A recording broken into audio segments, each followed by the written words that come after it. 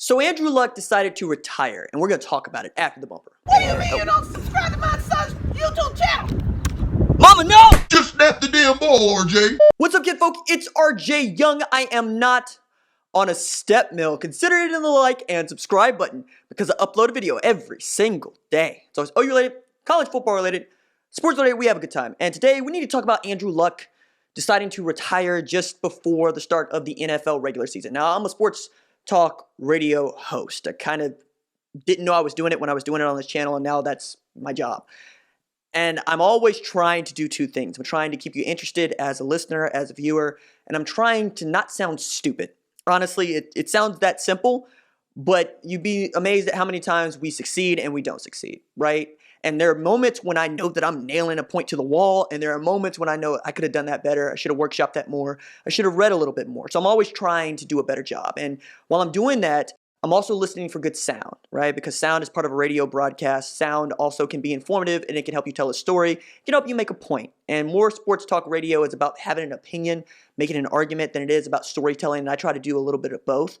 But whenever I can tell a story, I'm always going to want to tell a story. I'm always going to want to try to give you something to tell somebody else, because that lets me know that I'm doing my job well. And I'm doing it myself. So I listen to a lot of sports talk radio. I listen to a lot of podcasts. I watch, as much as you do. I read a lot. And I came across these interviews over the summer that Daniel Jeremiah and Bucky Brooks performed on their podcast, Move the Sticks, which takes a look at the NFL through the lens of scouts, draft analysts, those guys. They're really good, and it's a really good podcast. They got an opportunity to talk to Pac-12 coaches at the Pac-12, media days. So talking about guys like Chip Kelly, guys like Chris Peterson, and of course Stanford coach David Shaw. There are lots of folks that have good things to say about David Shaw. There are lots of folks that have infinitely good things to say about Stanford. I understand the farm is a big deal to a lot of people. I've never been out there. Pac-12 football is not necessarily in my psyche. I live in Big 12 country. I was raised a Big 12 fan. And even then, I kind of think about the SEC and the Southwest Conference before I think about anything else. All right. That said, I'm always looking for anecdotes. I'm looking for good stories. And David Shaw had a really good story to tell about Andrew Luck that I want you to hear now. Recruiting Andrew Luck, Andrew was great. He was like a 30-year-old man when he was 17, right? It wasn't difficult, but it was great to hear other people. So recruiting the area, and there's his big rival talking to his rival's high school coach, and he says, "Okay, I got to tell you about this Andrew Luck guy." I was like, "Okay, give me something. He says, "Okay, here's what happens, coach. Our team comes up with a dirty limerick for the other team's favorite player, or their best player. Yeah. Right, so we're getting ready to play Andrew, and I'm waiting, and all week I don't hear it. So I grabbed my seniors and said, "Okay, where's the lyric?" I said, "Coach, we don't want to come up with a lyric against this guy." They said, "Why? He's not going to hear it." He said, "No, Coach, we respect him too much."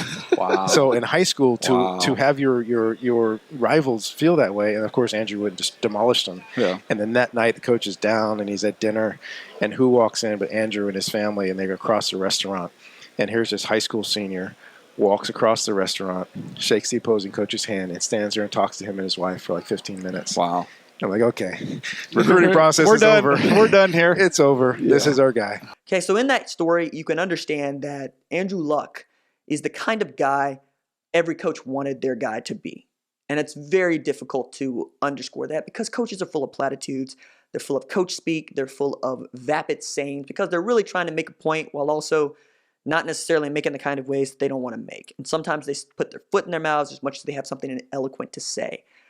But there were two things. One, I'm a Cowboys fan, right? So hence I'm wearing this sweatshirt that the good folks at FOCO sent to me, and there's a link in the description where you can find that below if you're so well inclined. This is going to be my favorite Christmas sweater.